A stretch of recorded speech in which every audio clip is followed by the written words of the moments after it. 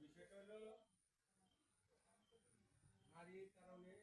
একটা লাইফ পরিস্থিতি নারীর কারণে কিছু হয়তো মেয়েটা তার মা বাবার কথা শুনে গেছে কথা বুঝতে পারছেন এই হলো বিষয়টা হ্যাঁ আপনি যদি কোন গাইনে হয় চলে যাবে আমার গানের হবে কেটে আছে আপনার পেয়ে কথা বুঝতে পারছেন